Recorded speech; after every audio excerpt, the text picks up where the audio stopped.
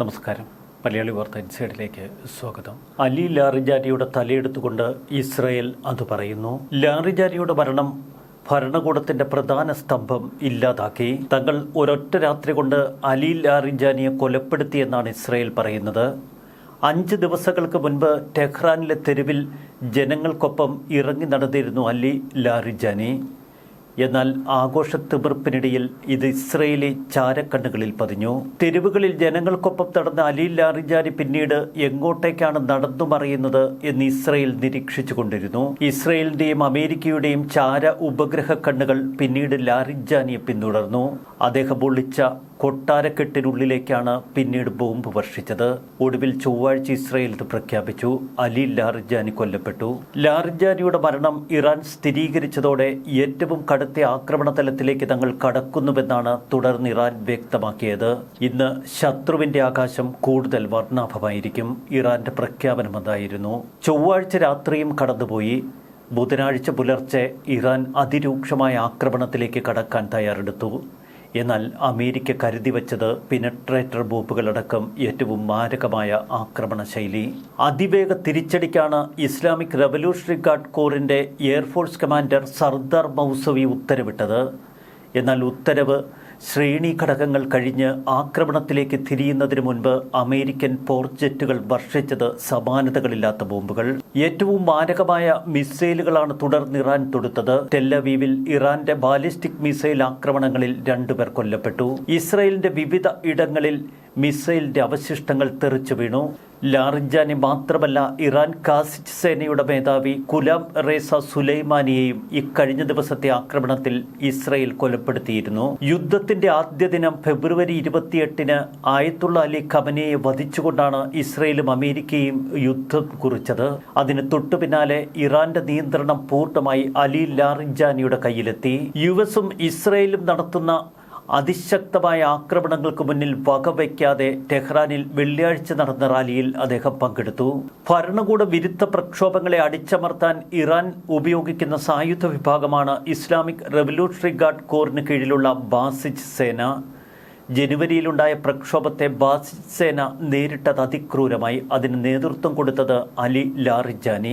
ആഗോള പ്രത്യാഘാതങ്ങളുടെ തരംഗം ആരംഭിച്ചിട്ടേയുള്ളൂ. ഇനി അമേരിക്കയും അവരുടെ സഖ്യശക്തികളും തളർന്നു വീഴുമെന്നാണ് ഇറാനിയൻ വിദേശകാര്യമന്ത്രിയുടെ പ്രസ്താവന. ലാറിജാനിയുടെ വധത്തിന് ശേഷം ഒട്ടനവധി മുന്നറിയിപ്പുകളാണ് ഇറാൻ നൽകുന്നത്. ഹോർമുസ് കടലിടുക്കിലെ സ്ഥിതിഗതികൾ യുദ്ധത്തിന് മുൻപുള്ള അവസ്ഥയിലേക്ക് ഇനി ഒരിക്കലും മടങ്ങില്ല എന്നാണ് ഇറാന്റെ പാർലമെന്ററി സ്പീക്കർ മുഹമ്മദ് ബാഗർ കാലിഫാന്റെ മുന്നറിയിപ്പ്. ഇറാന്റെ ഉന്നമനത്തിനും ഇസ്ലാമിക വിപ്ലവത്തിനുമായി ജീവിതം മുഴുവൻ ശ്രമിച്ചതിന് ശേഷം ലാറിജാനി ഒടുവിൽ തന്റെ ആഗ്രഹം നിറവേറ്റി. സത്യത്തിന്റെ വിളിക്ക് ഉത്തരം നൽകി. അഭിമാനത്തോടെ രക്തസാക്ഷിത്വം വഹിച്ചു. ഇതാണ് ഇറാന്റെ പ്രസ്താവന. ഏറ്റവും മാരകമായ ആക്രമണത്തിലേക്ക് തങ്ങൾ കടക്കുന്നു എന്ന ഇറാൻ പ്രഖ്യാപനത്തിന് അമേരിക്കയുടെ മറുപടി അതിശക്തം. ഹോർമുസ് കടലിടുക്ക് വീണ്ടും തുറക്കുന്നതിനുള്ള ആദ്യ നടപടി അമേരിക്ക തുടങ്ങിവെച്ചു. ഇറാനിലെ മിസൈൽ കേന്ദ്രങ്ങളിൽ തങ്ങളുടെ ആയുധശേഖരത്തിലെ ഏറ്റവും ശക്തമായ ബോംബുകളാണ് അമേരിക്ക തൊടുത്തത്. US സൈന്യം കടലിടുക്കിന് സമീപമുള്ള ഇറാൻ തീരപ്രദേശത്തെ സുരക്ഷിതമായ മിസൈൽ താവളങ്ങളിലേക്ക് 5000 പൗണ്ട് ഭാരമുള്ള ഡീപ് പെനട്രേറ്റർ വർഷിച്ചു. പശ്ചിമേഷ്യ വീണ്ടും ഭീതിയുടെ മുൾമുനയിൽ. അലി ലാറിജാനിയുടെ വധത്തിന് പ്രതികാരമായി ബുധനാഴ്ച പുലർച്ചെ ഇസ്രയേൽ തലസ്ഥാനമായ ടെൽ അവീവിലേക്ക് ഇറാൻ തൊടുത്തത് നിരവധി ബാലിസ്റ്റിക് മിസൈലുകൾ. വെറുമൊരു മിസൈൽ ആക്രമണമല്ല, മറിച്ച് ഇസ്രയേലിന്റെ വിഖ്യാതമായ വ്യോമപ്രതിരോധ സംവിധാനങ്ങൾ മറികടക്കാൻ ശക്തിയുള്ള മാരകായുധങ്ങളാണ് തങ്ങൾ പ്രയോഗിക്കുന്നത് എന്ന് ഇറാൻ വ്യക്തമാക്കി. ക്ലസ്റ്റർ വാർഹെഡുകൾ ഉപയോഗിച്ചുള്ള മിസൈലുകളാണ് ആക്രമണത്തിനായി ഇറാൻ തൊടുത്തത്. ഇറാന്റെ ആയുധശേഖരത്തിലെ ഏറ്റവും മാരക മിസൈൽ എന്നറിയപ്പെടുന്ന ഖൊറം ഷഹർ 4 എന്ന മാരക മിസൈൽ ആക്രമണത്തിനാണ് ഇറാൻ മുതിർന്നത്. ഇറാൻ വികസിപ്പിച്ചെടുത്ത ബാലിസ്റ്റിക് മിസൈൽ ശ്രേണിയിലെ ഏറ്റവും ആധുനികമായ പതിപ്പ്.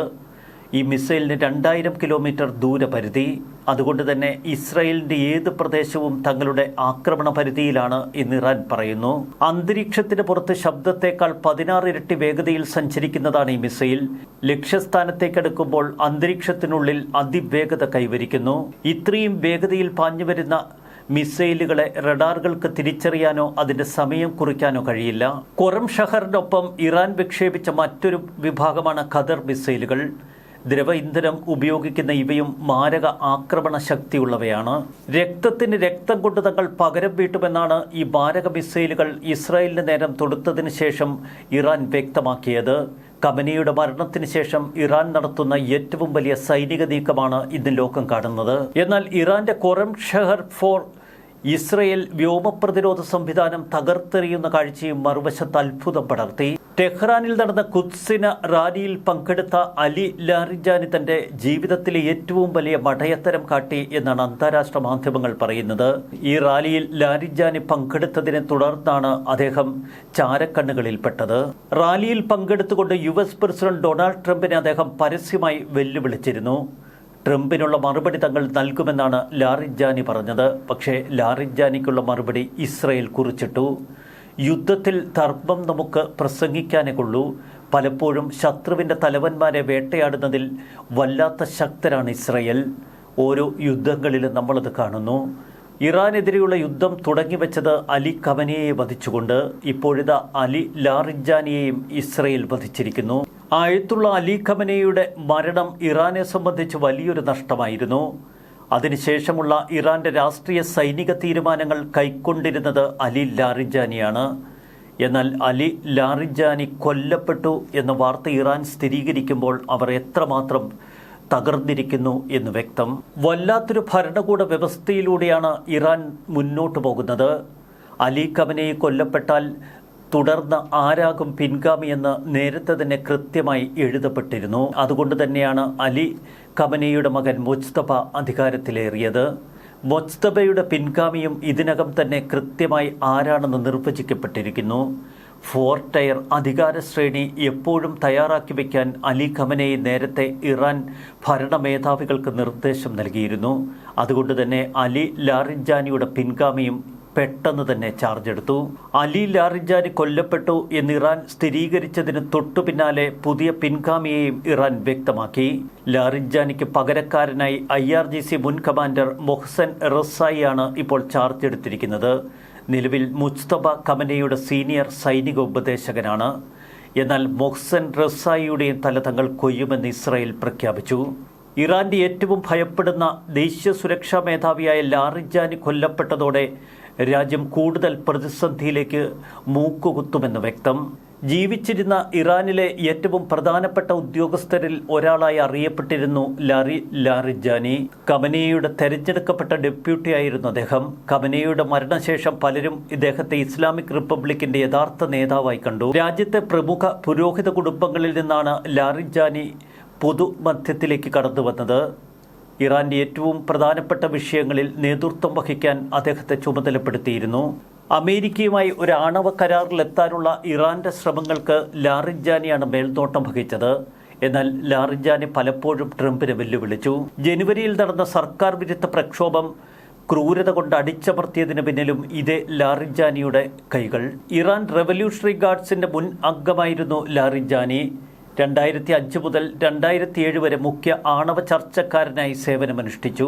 2005 അദ്ദേഹം ആദ്യമായി സുപ്രീം നാഷണൽ സെക്യൂരിറ്റി കൗൺസിൽ തലവനായി.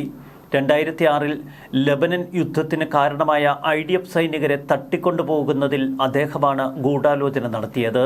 അന്ന് രാവിലെ യുദ്ധത്തിനുള്ള ചിട്ടവട്ടങ്ങൾ ഒരുക്കിയതിനു ശേഷം അദ്ദേഹം ലെബനനിൽ നിന്ന് വിമാനം കയറി. ഇറാന്റെ ദേശീയ സുരക്ഷാ കൗൺസിലിന്റെ തലവനായി അദ്ദേഹം അവിടെ എത്തിയിരുന്നു.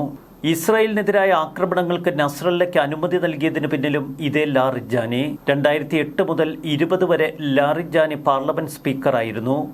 ആ കാലയളവിൽ ഇറാൻ 2015 US-ഉമായി മറ്റ് 5 ശക്തികളുമായും ഒരു ആണവ കരാറിൽ ഒപ്പുവെക്കുന്നു. 2005 പ്രസിഡന്റ് സ്ഥാനത്തേക്ക് മത്സരിച്ചുവെങ്കിലും പരാജയപ്പെട്ടു. പിന്നീട് 2021-24 വർഷങ്ങളിലെ പ്രസിഡന്റ് തെരഞ്ഞെടുപ്പുകളിൽ മത്സരിക്കാൻ അദ്ദേഹത്തിന് അനുമതി നിഷേധിക്കപ്പെട്ടു. അലി ഖമനിയുടെ ഏറ്റവും വിശ്വസ്തനായി ലാറിജാനി അറിയപ്പെട്ടിരുന്നു. US-ഉമായി പരോക്ഷ ആണവ ചർച്ചകൾക്ക് തയ്യാറെടുക്കാൻ അലി ഖമനി ചുമതലപ്പെടുത്തിയതും അദ്ദേഹത്തെ. ഇറാനിൽ അദ്ദേഹത്തിനുണ്ടായിരുന്ന പദവിയും സ്വാധീനവും അത്ര നിസ്സാരമല്ല. ഏതൊരു ഔപചാരിക സ്ഥാനത്തിനുമപ്പുറം അതിൻ്റെ ശക്തി വ്യാപിച്ചു. ഖമനിയുടെ മരണം അദ്ദേഹത്തെ വീണ്ടും കോപാകുലനാക്കി. ഇസ്രായേലിനെതിരായ പോരാട്ടം ഏറ്റവും ശക്തമായ തലത്തിലേക്ക് ഉയർത്തണമെന്നാണ് അദ്ദേഹം അന്ന് ആവശ്യപ്പെട്ടത്. ഇറാനിൽ ഇപ്പോൾ കാര്യങ്ങൾ ആരാണ് തീരുമാനിക്കുന്നതെന്ന് വ്യക്തമല്ല എന്നാണ് ഇസ്രായേൽ പറയുന്നത്. ഖമനേയുടെ മകൻ മുജ്തബ ഇറാന്റെ മൂന്നാമത്തെ പരമോന്നത നേതാവായി തെരഞ്ഞെടുക്കപ്പെട്ടു എങ്കിലും അദ്ദേഹം ഗുരുതരമായ ആരോഗ്യ പ്രശ്നങ്ങളിൽ ഉഴലുകയാണ് എന്ന് സംശയം അമേരിക്കയ്ക്കും ഇസ്രായേലിനും. ലാറിജാനിയുടെ മരണം ഇറാനിയൻ ജനതയെ ധൈര്യപ്പെടുത്തുകയും ഇറാൻ ഭരണകൂടത്തിനെതിരെ വീണ്ടും ഉയർന്നു വരാൻ അവരെ കൂടുതൽ പ്രോത്സാഹിപ്പിക്കുകയും ചെയ്യുമെന്ന് ഇസ്രായേൽ കരുതുന്നു. നെതന്യാഹു ഇറാനിയൻ ജനതയോട് പറയുന്നത് അഗ്നിയുടെ ഉത്സവം ആഘോഷിക്കാനുള്ള സമയമായി ജനങ്ങൾ തെരുവിലേക്ക് ഇറങ്ങാൻ. നൗറൂസ് ആഘോഷിക്കൂ, സന്തോഷിക്കുമെന്നാണ് ഇറാനിയൻ ജനതയോട് നെതന്യാഹു പറഞ്ഞത്. ഞങ്ങൾ നിങ്ങളെ മുകളിൽ നിന്ന് വീക്ഷിക്കുന്നു. ജനങ്ങൾക്ക് അപകടമുണ്ടാക്കാതെ ഞങ്ങൾ വ്യോമ പ്രതിരോധമൊരുക്കും. ഉന്നത നേതാക്കളെ വധിക്കുമെന്ന് ഇസ്രായേൽ പ്രഖ്യാപിച്ചത് വെറുതെയല്ല, ഓരോരോ തലകളായി അവർ കൊയ്തെടുക്കുന്നു. ഇറാനിയൻ പോരാട്ടം ട്രംപിനെ ചെറുത്ത് അതിജീവിക്കുന്നു എന്ന പുതുധാരണ പരത്തുന്നതിനിടയിലാണ് അപ്രതീക്ഷിതമായി അലി ലാറിജാനിയുടെ ജീവനെടുത്തത് ഇസ്രായേൽ. പ്രതിരോധത്തിന്റെ ഗുരുത്വാകർഷണമായി ഇറാനിൽ പലരും വിശേഷിപ്പിച്ചിരുന്ന അലി ലാറിജാനിയുടെ മരണം ഏതൊക്കെ തലങ്ങളിലാവും ഇനി ഭരണകൂടത്തെ ബാധിക്കുക. ഇറാനെതിരെയുള്ള യുദ്ധത്തിൽ ഇറാന്റെ തന്ത്രപരമായ ഒരു വിജയമായി കണക്കുകൂട്ടിയത് ഹോർമുസ് കടലിടുക്കിന്റെ നിശ്ചലാവസ്ഥ. അത് വീണ്ടെടുക്കാനുള്ള അവസാനവട്ട പോരാട്ടത്തിന് അമേരിക്ക തുടക്കമിട്ടു. മറ്റു ഉന്നത ഇറാനിയൻ നേതാക്കളെ പോലെ നേരത്തെ മുതൽ ലാറിജാനിയും കനത്ത യുഎസ് ഉപരോധങ്ങൾക്ക് വിധേയനായിരുന്നു. ഇപ്പോഴിതാ ലാറിജാനിയുടെ മകൻ മൊർട്ടസ ലാറിജാനിയും കൊല്ലപ്പെട്ടുവെന്നാണ് പുറത്തുവരുന്ന വാർത്തകൾ. ഇറാനിലെ ഏറ്റവും പ്രശസ്തമായ രാഷ്ട്രീയ കുടുംബങ്ങളിൽ ഒന്നിലാണ് ലാറിജാനി ജനിച്ചത്. പല മാധ്യമങ്ങളും ഇതിനെ അമേരിക്കയിലെ കെന്നഡി കുടുംബവുമായി താരതമ്യപ്പെടുത്താറുണ്ട്.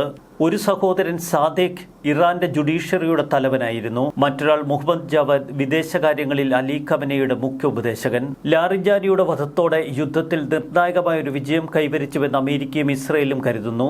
മറുവശത്ത് ഇറാനെതിരായ യുദ്ധത്തിൽ ഒപ്പം ചേരാൻ വിസമ്മതിച്ച നാറ്റോ അംഗരാജ്യങ്ങളെ രൂക്ഷമായി വിമർശിക്കുകയാണ് അമേരിക്കൻ പ്രസിഡന്റ് ട്രംപ്. ലോകത്തിലെ ഏറ്റവും കരുത്തുറ്റ രാജ്യമാണ് അമേരിക്ക. അവർക്കിനി ആരിൽ നിന്നും സഹായം ആവശ്യമില്ല. ഇറാനിലെ ഭീകരവാദ ഭരണകൂടത്തിനെതിരായ സൈനിക നടപടികളിൽ പങ്കാളികളാവാൻ താൽപ്പര്യമില്ല എന്ന് നാറ്റോ സഖ്യരാജ്യങ്ങൾ യുഎസിനെ അറിയിച്ചിട്ടുണ്ട്. ഞങ്ങൾ ചെയ്യുന്നതിനോട് ഓരോ രാജ്യങ്ങളും ശക്തമായി യോജിക്കുകയും ഇറാനെ ആണവായുധം നിർമ്മിക്കാൻ ഒരു കാരണവശാലും അനുവദിക്കില്ല എന്ന നിലപാട് കൈക്കൊള്ളുകയും ചെയ്യുന്നു.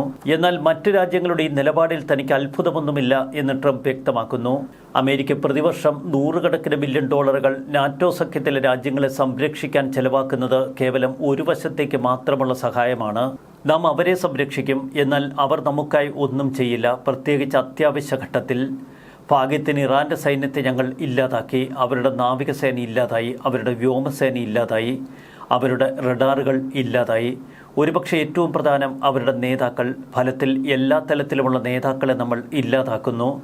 നമുക്കെതിരെയോ നമ്മുടെ മിഡിൽ ഈസ്റ്റിലെ സഖ്യകൾക്കെതിരെയോ അല്ലെങ്കിൽ ലോകത്തിന് നേർക്കോ ഇനി ഇറാൻ ഭീഷണിയാവില്ല.